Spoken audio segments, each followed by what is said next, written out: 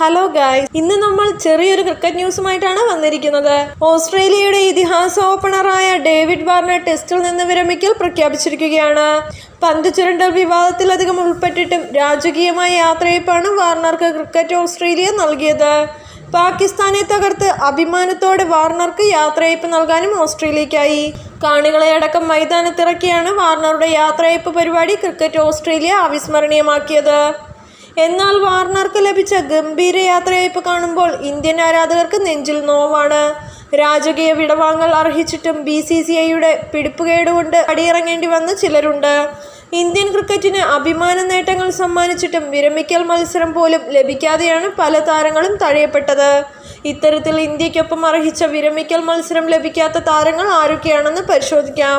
ഒന്നാമത്തെ താരം യുവരാജ് സിംഗ് ആണ്.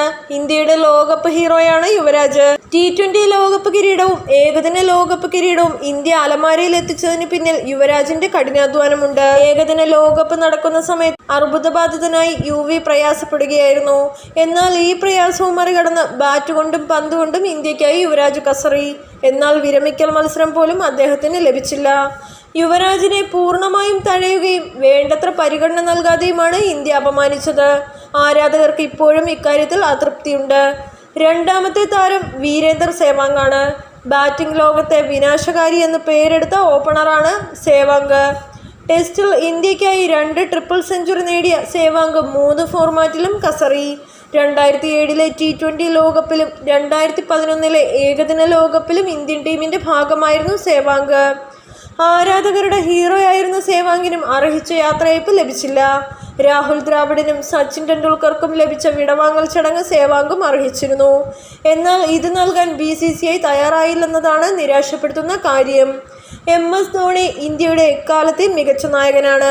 3 ICC ട്രോഫി ഇന്ത്യക്ക് നേടിക്കൊടുത്ത ധോണി വിക്കറ്റ് കീപ്പറായും ഫിനിഷറായും സൃഷ്ടിച്ച റെക്കോർഡുകളൊന്നും എളുപ്പത്തിൽ തകർക്കാൻ സാധിക്കുന്നതല്ല. എന്നാൽ ധോണിക്ക് വിരമിക്കൽ മത്സരം ലഭിച്ചില്ല. ധോണി വിരമിക്കൽ മത്സരത്തിന് കാത്തു നിൽക്കാതെ വിരമിക്കൽ പ്രഖ്യാപിച്ചെന്ന് പറയുമ്പോഴും അദ്ദേഹത്തിന് രാജകീയമായ യാത്രയയപ്പ് നൽകേണ്ടിയിരുന്നു. ഗൗതം ഗംഭീറിനെയും ഇന്ത്യയുടെ ലോകകപ്പ് ഹീറോ എന്ന് വിളിക്കാം.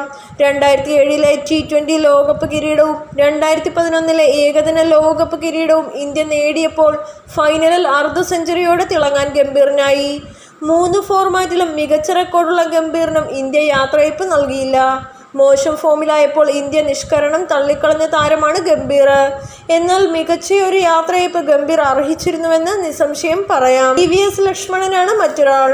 പരിമിത ഓവറിൽ വലിയ റെക്കോർഡില്ലെങ്കിലും ടെസ്റ്റിലെ ഇതിഹാസ താരമാണ് ലക്ഷ്മൺ. എന്നാൽ BCCI ലക്ഷ്മണിനും വിരമിക്കൽ മത്സരം നൽകിയില്ല. അർഹിച്ച ബഹുമതിയോടെയുള്ള യാത്രയയപ്പ് ലക്ഷ്മണിലും ലഭിച്ചില്ല. നിലവിൽ ദേശീയ ക്രിക്കറ്റ് അക്കാദമിയുടെ തലവനാണ് ലക്ഷ്മൺ. സൗരവ് ഗാംഗുലിയോടും ഇന്ത്യ കാട്ടിയത് ആരാധകർ മറന്നിട്ടില്ല. ഇന്ത്യയുടെ ഇതിഹാസ നായകന്റെ കരിയറിന്റെ അവസാന സമയത്ത് പിന്തുണ നൽകിയില്ല. ടീമിൽ നിന്നടക്കം തഴയുകയും അപമാനിക്കുകയും ചെയ്തു. പ്രതീക്ഷിച്ച യാത്രയയപ്പ് ഗാംഗുലിക്കും ലഭിച്ചിട്ടില്ലെന്ന് തന്നെ പറയാം.